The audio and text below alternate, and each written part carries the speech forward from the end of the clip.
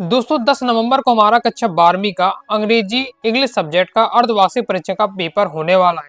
इसलिए दोस्तों मैं आपकी लगातार तैयारी कराते जा रहा हूँ। सबसे पहले दोस्तों मैंने आपको top 50 plus important question answer बता दिए थे। अति महत्वपूर्ण प्रश्नोत्तर आपके कवर करा दिए हैं। आपकी फ्लेमिंगो के पोर्स, पोएट्री और सप्लीमेंट्री रीडर बुक विस्टास के इंपॉर्टेंट क्वेश्चन एक ही वीडियो में हमने क्या है कवर कर लिए थे विद सॉल्यूशन के साथ। इसके बाद सेकंड वीडियो आई थी जिसमें मैंने आपको important poster, advertisement, notice, letter, paragraph writing ये सब टॉपिक है आपके कंप्लीट करा दिए थे। अब आप लोग लगातार कमेंट कर रहे थे कि भैया ग्रामर कवर करा दीजिए। तो आपके दोस्तों इंग्लिश के पेपर में मेन 10 नंबर की ग्रामर आती है, 5 नंबर के आपके आते हैं फिल इन द ब्लैंक्स और 5 नंबर के आते हैं दोस्तों डू एज डायरेक्टेड। तो इस वीडियो में दोस्तों मैं आपको क्या है टोटल आपकी 10 नंबर की ग्रामर रहती है वो आपको कवर करा दूंगा। ओके, और ये ऐसे भी टॉपिक होते हैं ग्रामर वाले कि जिन्हें आप अच्छे डिटेल से नहीं पढ़ते, प्रैक्टिस नहीं करते तो आपसे नहीं बनने वाले हैं। ओके, लेकिन आपके लोगों को कम समय है। ओके, आपका एग्जाम है बिल्कुल नजदीक, तो अब इतने सारे टॉपिक रहते हैं आपके फिल इन द ब्लैंक्स में और डू एज डायरेक्टेड में, तो आप नहीं पढ़ पाएंगे सब। ओके, लेकिन फिर भी अगर आप क्या है 10 में 10 नंबर स्कोर करना चाहते हैं तो मैं अभी आपके साथ हूँ। मैं आपको क्या है सभी फिल इन द ब्लैंक्स और डू एट डायरेक्टेड में जो भी टॉपिक होते हैं सभी को मैं आपको एक साथ यहाँ बताने वाला हूँ, आपकी प्रैक्टिस कराने वाला हूँ और हर की मैं आपको ट्रिक भी बता देने वाला हूँ। शॉर्ट में ट्रिक्स आपकी बताते जाऊंगा, चाहे important fill in the blanks हो चाहे डू एट डायरेक्टेड, सबकी मैं ट्रिक बताने वाला हूँ। पहले हम देख लेते हैं, क्रम से हम दोस्तों कवर करेंगे। बाकी इससे पहले जो दोस्तों मैंने आपको इंपॉर्टेंट क्वेश्चन आंसर बता दिए हैं और आपके ये पोस्टर, एडवर्टाइजमेंट, नोटिस, लेटर ये सब कवर करा दिए हैं। और यह सब अगर वीडियो नहीं देखी तो जाकर जरूर देख लीजिएगा। वीडियो की लिंक आपको पिन कमेंट में मिल जाएगी। अभी मजा आएगा ना भिड़ो। अब दोस्तों हम देख लेते हैं fill in the blanks. Important fill in the blanks बताने वाला हूं जो अक्सर आपके रिपीट होते हैं। तो जैसा कि दोस्तों आपको पता है कि ये आपके टॉपिक है जो एक दिन का नहीं है, एक कुछ मिनटों का नहीं है कि मैं आपको क्या है सभी बता सकूंगे, लेकिन मैं आपको क्या है सभी प्रकार के बताने का प्रयास करूंगा ट्रिक के माध्यम से, जिससे हम क्या है शॉर्ट में पता लगा सके कि हाँ इसमें क्या लगने वाला है क्या नहीं लगने वाला है। ओके, तो कैसे हम फिल इन द ब्लैंक्स बनेंगे मैं आपको शॉर्ट में समझाने वाला हूँ, ध्यान से देखिएगा। देख लेते दोस्तों fill in the blanks. Fill in the में पहला हमारा Rustam is dead race young Parsi. Okay, तो यहाँ में जिस भी फिल इन द ब्लैंक्स में ए अंदा का प्रयोग यहाँ करना है, तो जहां भी हमें ए अंदा का प्रयोग करना है उसके हम आगे वाला देखेंगे शब्द। तो ये इसी का पढ़ेंगे यंग पढ़ेंगे। ओके, तो यंग लिखेंगे, इसमें या लिखेंगे पहले। ओके, यंग इस प्रकार से ये ए या आ रहा इसलिए हमारे इसमें ए हो जाएगा। ओके, अगर पढ़ते हैं हम किसी अक्षर को पढ़ने में, ओके पढ़ने में अगर हमारा क्या है आ से लेकर आ तक आ रहा, ओके आ तक आ रहा तो हमारा एन का प्रयोग करना है। पढ़ने में का से लेकर ग तक आ रहा तो हमारा ए का प्रयोग करना है। तो ये बात आपको ध्यान रखनी है। और दा का प्रयोग कब करते हैं, जो भी आपका इकलौती चीज हो, पॉपुलर चीज हो, यूनिक चीज हो, इसमें हम क्या है दा का प्रयोग करते हैं। चलो हम प्रैक्टिस करते जाएंगे तो आपको समझ में आता जाएगा। तो हम यंग पढ़ेंगे, इसे यंग में या का उच्चारण होगा या यज्ञ का। ओके, इसलिए ए आ जाएगा। नेक्स्ट है आपका साइक्लोन इज, तब यहाँ आपका है आइसलैंड, इसे आइसलैंड पढ़ेंगे आ का उच्चारण होगा, आ का उच्चारण होगा, इसलिए ए एन इसका राइट आंसर हो जाएगा। आई होप आप समझ रहे होंगे। जितनी के मैं आपको बताते जाऊंगा टॉपिक, सभी टॉपिक कवर कराऊंगा तो शॉर्ट में बता जाऊंगा ताकि आप होने भर में प्रॉपर रूप से अच्छे से कर पाए। ओके, ही इज डेडरेस यूनिवर्सिटी स्टूडेंट। अब यूनिवर्सिटी लिखा हुआ, ओके कैसे लिखेंगे यूनिवर्सिटी, यूनिवर्स लिखेंगे तो यू या यज्ञ का इसमें भी उच्चारण हो रहा है। यूनिवर्सिटी जब लिखेंगे हिंदी में लिखना, ओके तो या उच्चारण होगा इसलिए ए इसमें आ जाएगा। नेक्स्ट दिस इज डेडरेस रोटन एग। अब इसे पढ़ेंगे हम तो क्या उच्चारण होगा रोटन, रोटन रस्सी का रहा रोटन। ओके, रस्सी का रहा यानी ए, का से लेकर ज्ञा तक आता है ना रस्सी का। ओके, ए आपका इसमें हो जाएगा। नेक्स्ट है राम इज डेडरेस एनसीसी कैडेट। तो एनसीसी है तो एनसीसी में क्या एन को पढ़ेंगे एन, ए एडी का रहा। ओके, क्या लिखेंगे एनसीसी, एनसीसी इसको क्या लिखेंगे एनसीसी। ओके, तो ये पहले वाले से अच्छा तो ए एन का उच्चारण होना तो इसलिए आपका क्या हो जाएगा एन आपका आ जाएगा। ओके, नेक्स्ट हमारा देयर आर डेडरेस पिक्चर इन दिस बुक। तो अब इसमें आपको क्या है सम एनी का प्रयोग करना है, सम एनी का प्रयोग हो जाएगा। तो आपका जो सिंपल जो इसको अगर आप इस प्रकार से याद रख सकते हैं, देखिए रूल तो बहुत सारे हैं। ओके, बहुत सारे इनमें अब बात भी एक्सेप्शन भी है, लेकिन मैं आपको शॉर्ट बता रहा हूँ ताकि आप क्या है जो सिंपल वाले हैं आप उन्हें सम एनी का आसानी से उपयोग कर सकें।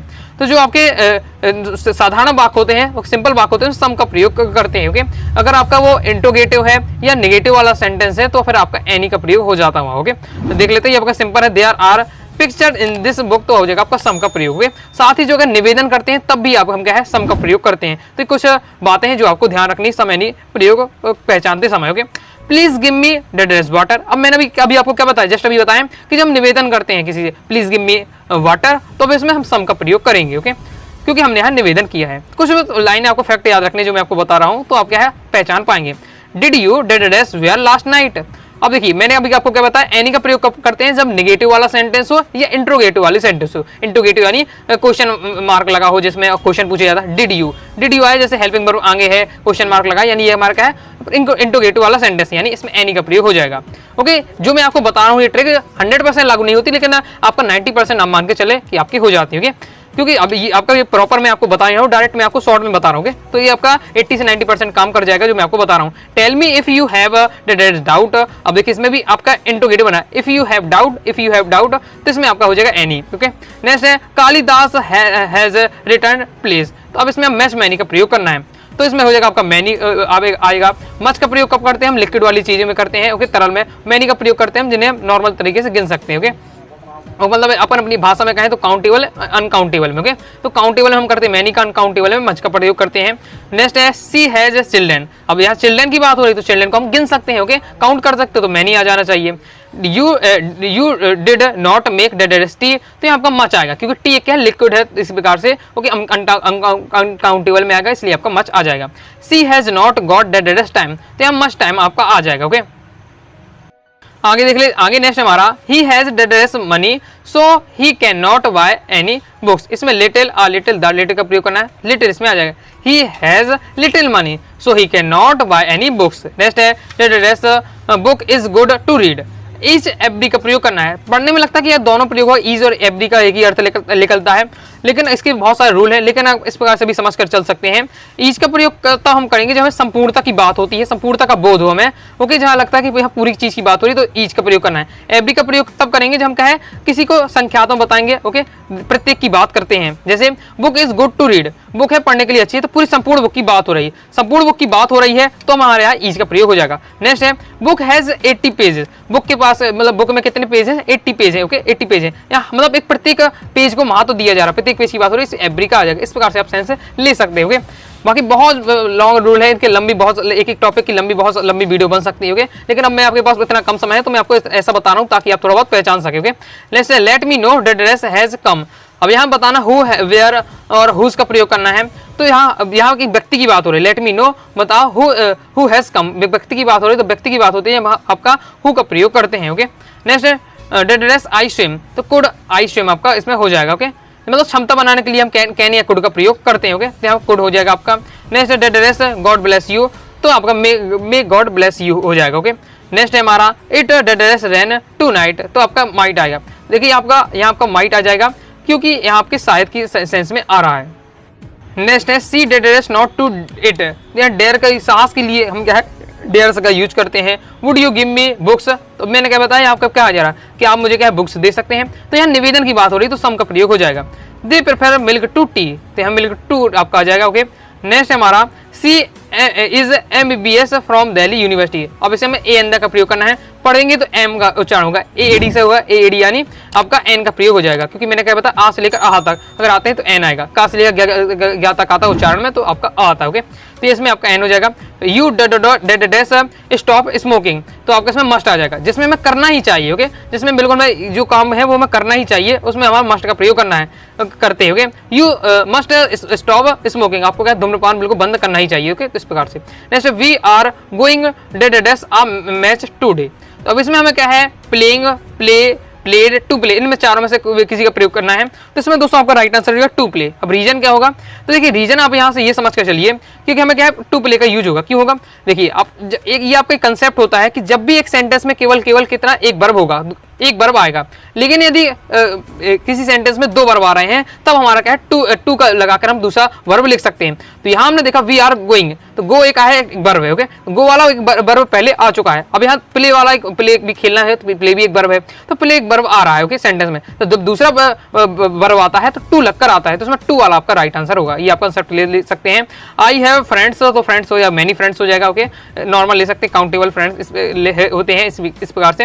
ही has not got this money now, तो हो जाएगा एनी। अब देखिए मैंने क्या बताया, तो आपको एनी का प्रयोग तब करते हैं जब इंट्रोगेटिव हो, नेगेटिव है। तो हैज नॉट लिखा, हैजंट लिखा, हैजंट यानी हैज नॉट लिखा, यानी एनी का प्रयोग हो जाएगा, क्योंकि नेगेटिव वाले में एनी का प्रयोग हम अक्सर करते हैं। नेक्स्ट है ऑन अपॉन का प्रयोग करना है। The book is the table, तो ऑन का प्रयोग हो जाएगा। ऑन और अपॉन का अर्थ एक ही होता है, ऊपर है, लेकिन ऑन का उपयोग हम तब करते हैं जब कोई चीज ऊपर तो रखी है लेकिन स्थिर हो, कोई चीज ऊपर रखी हो लेकिन स्थिर हो, तब आपका ऑन का प्रयोग करते हैं। अपॉन का प्रयोग करते हैं ऊपर ही के सेंस में करते हैं, लेकिन वो गतिशील होनी चाहिए, गतिशील होती है तो हम क्या अपॉन का प्रयोग करते हैं। The book is the table, जो बुक रखी है वो टेबल के ऊपर है, तो टेबल के ऊपर जब बुक रखी है तो बिल्कुल शांत एकदम रखी रहेगी जहां रखी है, इसलिए ऑन आपका प्रयोग हो जाएगा। लेकिन नेक्स्ट देख लेते हैं, तो नेक्स्ट एग्जांपल से आप थोड़ा समझ जाएंगे। The lion jumped the deer, जो लॉयन है, जो शेर ने क्या है जंप किया, किसकी, जो हिरण है, हिरण के ऊपर क्या है जंप किया। जब हिरण के ऊपर जंप करेगा तो ऊपर के सेंस में यहाँ भी आपका ऑन अपॉन है, ओके। तो जब जंप करेगा तो ऊपर तो सेंस में आ रहा है, लेकिन क्या गति होगा, क्योंकि जो शेर होगा वो इस प्रकार से यूं जाएगा, किसके ऊपर जाएगा, हिरण के ऊपर कूदेगा, ओके। तो इसमें शेर क्या गति करते हुए जाएगा, इसलिए आपका अपॉन हो जाएगा। जबकि इस वाली कंडीशन में आपका जो बुक है वो स्थिर रखी हुई है, इसलिए ऑन का प्रयोग होता है। तो ऑन अपॉन का अर्थ एक ही होता है ऊपर के सेंस में, लेकिन स्थिर के लिए हम ऑन का प्रयोग करते हैं। गतिशील का अगर हमें सेंस आ रहा है तो हम क्या अपॉन का यूज करना है। नेक्स्ट है the pen is the box, इसमें भी आपका वही सेंस रहता है। इनटू का मतलब होता है अंदर के लिए हम सेंस में करते हैं, तो the pen is in the box, मतलब जो पेन है वो बॉक्स के अंदर है, लेकिन इसमें अगर स्थिर हो तो आपका इन होगा, गतिशील का बोध हो तो इनटू होगा, सेम वही सेंस है, लेकिन ओके। जैसे she jumped into the well, okay. आपको ओके जंप करेगा तो जंप करने में क्या है, गति आएगी, ओके, गतिशील होगी, इसलिए इसमें इनटू आ जाएगा, ओके। नेक्स्ट देख लेते हैं। नेक्स्ट हमारा क्वेश्चन है अमन इज ड्रेस मोहन एंड कुणाल। देखिए अमंग और बिटवीन का प्रयोग करना है, तो जब भी दो लोगों के बीच में बात होती है, दो लोगों के बीच में बैठने की बात होती है तो बिटवीन का प्रयोग करते हैं। जब बहुत लोगों के बीच में बैठने की बात होती है तो अमंग का प्रयोग करते हैं। तो यहाँ अमन है जो मोहन और कुणाल के बीच में बैठा हुआ है, यानी दो व्यक्तियों के बीच में बैठा हुआ है, इसलिए बिटवीन का प्रयोग करेंगे। यदि मैं कह देता अमन इज आपका होल क्लास, ओके, तो फिर आपका क्या आ जाएगा, एमंग आएगा। एमंग में क्या है, जब संपूर्णता की बात होती है तो एमंग का आएगा, दो लोगों के बीच में बैठने की बात आती है तो आपका बिटवीन आता है। नेक्स्ट है अनुराग इज द स्टूडेंट, तो अनुराग आपका इसमें अमंग आएगा, क्योंकि अनुराग बैठा हुआ स्टूडेंट के बीच में बैठा हुआ। अब स्टूडेंट के बीच यानी बहुत सारे स्टूडेंट की बात हो रही है, तो इसलिए आपका एमंग आएगा। लेकिन यहाँ मोहन एंड कुणाल के बीच में बैठने की बात आ रही थी अमन के, इसलिए आपका बिटवीन है। आई होप आप समझ गए होंगे अमंग और बिटवीन का प्रयोग। नेक्स्ट और लास्ट हमारा है आई अवेक दैट 4 o'clock। अब टाइम के लिए आपको क्या है, हमेशा एट का प्रयोग करना है, तो एट आपका आ जाएगा। कंप्लीट हो जाता है। इस प्रकार से दोस्तों मैंने आपको क्या है कंप्लीट प्रैक्टिस करा दिया है। ओके, आई होप आपको समझ में आएगा। समझ में आया कमेंट बॉक्स में जरूर बताइएगा। लाइक और शेयर ठोक दीजिए, महाकाल का लाइक और शेयर ठोक दीजिए। पूरा साल मेहनत करता हूँ आपके लिए बेटा, ऐसा नहीं चलेगा, ऐसा नहीं चलेगा। दोस्तों अब हम देख लेते हैं डू एज डायरेक्टेड। ओके, चलिए इसकी प्रैक्टिस कर लेते हैं। जिसमें पहला हमारा राम इज वेरी ब्रेव, ही यहाँ आपका हो जाएगा he can not lose the race. तो आपको इसमें आपको क्या करना है, सो दैट का प्रयोग करना है। चलिए देख लेते हैं। तो सो दैट के रूल में आपका क्या होता है, वेरी के स्थान पर सो का प्रयोग करते हैं और दैट लगाकर दूसरे सेंटेंस को लिख देते हैं अगर वेरी आपका रहता है। ओके, देखिए मैं आपको एक बार रूल बता देता हूँ सो दैट का। अगर दोस्तों आपके सेंटेंस में पहले वाले से वेरी दिया हुआ है तो वेरी के स्थान पर सो का प्रयोग कर देना है, दैट लगाकर दूसरा सेंटेंस लिख देना है। एक ही रूल हो जाता है। यदि अगर हमें क्या है वेरी नहीं दिया हुआ है तो फिर हमें क्या कर देना है, जो हेल्पिंग वर्ब होती है is am are was were, ये सारी हमारी हेल्पिंग वर्ब कहलाती है। तो हेल्पिंग वर्ब के बाद सो लगाकर दैट का प्रयोग कर देना है। ओके, और इसके बाद दोस्तों तीसरा रूल रहता है कि अगर हमारे सपोज हमारे पास ना ही वेरी दिया हुआ है ना ही हेल्पिंग वर्ब दिया हुआ है तो फिर हमें इस स्थिति में मेन वर्ब के बाद सो लगाकर दूसरे दैट लगाकर दूसरे सेंटेंस को लिखना है। ये रूल होता है। अब यहाँ हमें वेरी दिया हुआ है तो हम वेरी के स्थान पर सो का प्रयोग कर देंगे। राम इज सो ब्रेव, फिर दैट लगाकर दूसरा सेंटेंस लिख देना है, तो that he can not lose the race. Simple हो जाता है। अगर रूल आपको समझ आ गया तो आपसे बन जाएगा। नेक्स्ट देख लेते हैं, she was lazy she could not complete her work. इसको आपको है कमेंट बॉक्स में आपको बताना है। ओके, अगर आप समझ गए होंगे कमेंट बॉक्स जरूर बताइएगा तो मैं आपको बताऊंगा कि आपने आंसर सही किया कि नहीं किया। ओके, आगे देख लेते हैं। नेक्स्ट है Mohan is so fat that he can not run fast. अब इसमें TOO2 का प्रयोग करना है, तो देख लेते हैं। इसमें हमें क्या करना है, सो के स्थान पर क्या है TOO2 का प्रयोग कर देना है, फिर इसके बाद डेट के स्थान पर हमें TO2 का प्रयोग करना है। लेकिन जब भी हम दूसरा सेंटेंस लिखते हैं तो उसमें क्या है कैन नॉट या कुड नॉट हटा देते हैं। कैन नॉट या कुड नॉट हटा देते हैं, वो जो भी इसका सब्जेक्ट दिया रहता है। देख लेते हैं, तो मोहन हो जाता है इज जाता है, सो के स्थान पर हमें TOO2 का प्रयोग करना है, फिर फैट आ जाता है, डेट के स्थान पर TO2 का प्रयोग करना है। बस इसमें आपको क्या है TO2 जब 2 का प्रयोग होता है तो इसमें आपको क्या है कैन नॉट या कुड नॉट हट जाता है। तो कैन नॉट या कुड नॉट जो भी होता है उसे हटा देते हैं। लेकिन जब ये हटेगा तो उसका सब्जेक्ट भी हटेगा, क्योंकि कैन नॉट किस लिए लगा है, ही के लिए लगा है, तो ही कैन नॉट पूरा हट जाएगा, रन फास्ट केवल बचता है। इस प्रकार से आपका रहता है। ओके, नेक्स्ट हमारा एज सून एज का प्रयोग देख लेते हैं, नो सूनर देन का प्रयोग देख लेते हैं। As soon as she saw be she began to be. इसका मतलब क्या होता है, जैसे ही उसने देखा वह क्या है रोने लगी। ओके, तो नो सूनर देन का प्रयोग करना है आपका। ओके, तो देख लेते हैं नो सूनर का देन का प्रयोग किस प्रकार से होता है। तो अब एज सून एज इस स्थान पर नो सूनर का प्रयोग करना है, तो एज सून एज के स्थान पर हम नो सूनर का प्रयोग कर देंगे। फिर जब भी नो सूनर आएगा तो नो सूनर की दोस्ती किसके साथ है, इंट्रोगेटिव सेंटेंस के साथ है। तो जो भी इसके साथ सेंटेंस है उसके साथ हम क्या इंट्रोगेटिव बनाते हैं। तो अब इसे सी सामी, सी सामी हमारा सेंटेंस है एज सून एज के साथ है, तो ये आपको इसका यूज करना है, लेकिन हम इसका यूज नहीं कर सकते क्योंकि नो सूनर कहता है कि हमें क्या है इंट्रोगेटिव चाहिए। तो सी सामी का हम क्या है डिड सी, सी आपका मी बन जाएगा आपका इंट्रोगेटिव। बस देन लगाकर आपको क्या कर देना है, दूसरा सेंटेंस लिख देना है। सिंपल है। बस आपको एक बात ध्यान रखनी है कि नो सूनर की जो दोस्ती है वो किसके साथ रहती है, इंट्रोगेटिव के साथ रहती है, और एज सून एज जब आएगा वो आपका अफर्मेटिव सेंटेंस के साथ आएगा, सिंपल सेंटेंस के साथ आएगा। देख लेते हैं नेक्स्ट। अब no sooner did she sing a song then they started to clap. अब इसमें एज सून एज का प्रयोग करना है। तो सिंपल है, नो सूनर के स्थान पर हमें क्या एज सून एज का प्रयोग करना है, तो हम कर देंगे। तो हमने नो सूनर के स्थान पर एज सून एज का प्रयोग कर दिया। फिर हमारा आगे sentence did she sing a song, ये सेंटेंस इतना तो इसका हम यूज कर देंगे। लेकिन क्या है एज सून एज कहता है कि हमें क्या है सिंपल सेंटेंस चाहिए, अफर्मेटिव वाला सेंटेंस चाहिए। तो ये हमारा लेकिन इंट्रोगेटिव में दिया हुआ है, तो did she sing a song को हम क्या अफर्मेटिव में बदलेंगे, तो सी सिंग अ सॉन्ग हो जाएगा। अब आपको बेसिक वाली आपको टेंस बनना चाहिए। ओके, बस आपका फिर आपको क्या कॉमा लगा देंगे, देन को आपको हटा देना है क्योंकि एज सून एज के स्थान पर इसके साथ देन होता ही नहीं है। तो यहाँ कॉमा लगाकर आप क्या है दूसरा सेंटेंस आपको पूरा कॉपी पेस्ट कर देना है। आगे नेक्स्ट देख लेते हैं। He bought a car he went to market, as soon as का प्रयोग करना है।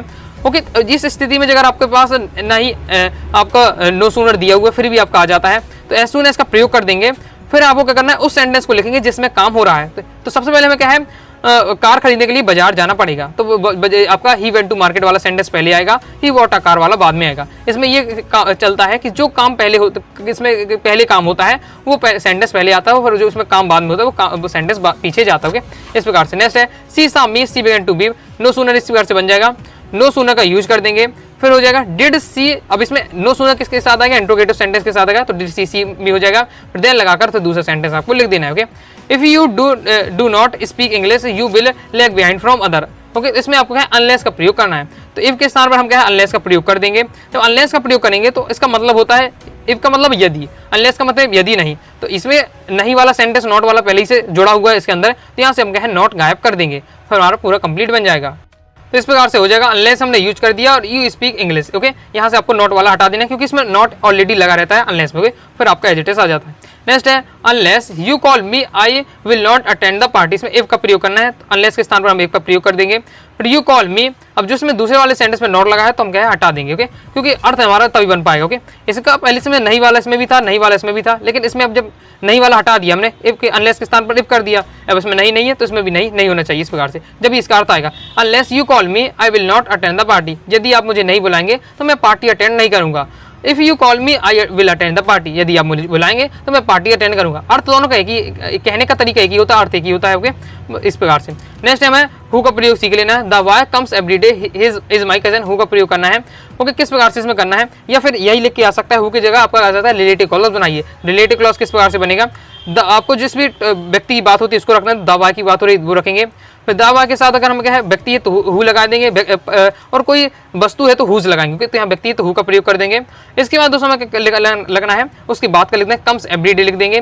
फिर दूसरे सेंटेंस में जो बचता है उसके लिखेंगे, लेकिन हमें क्या है जो सब्जेक्ट उसका हटा देना है। सब्जेक्ट हटेगा तो हेल्पिंग वर्ब भी हट जाएगी, तो माई कजन बस बचता है तो माई कजन आ जाएगा, इज माई कजन। ओके, तो ही आपके इसमें सब्जेक्ट बस हटा देना पड़ता है, तो इज माई कजन आपका आ जाएगा। तो the boy who comes every day is my cousin. Okay, इस प्रकार से नेक्स्ट आपको कमेंट बॉक्स में बताना है he is very intelligent the boy is wearing a red shirt, इसका आपको क्या है आंसर कमेंट बॉक्स बताना है। सेम इसी प्रकार से इसमें हु का प्रयोग करना है या रिलेटिव क्लॉज इसका बनाना है। I write a poem change voice करना है, तो इसको वॉइस किस प्रकार से करना है, तो इसकी ट्रिक में मेरी क्या है कि पीछे का आगे, पीछे वाला क्या है पोयम है, आप पोयम है तो आप पोयम आ जाएगा।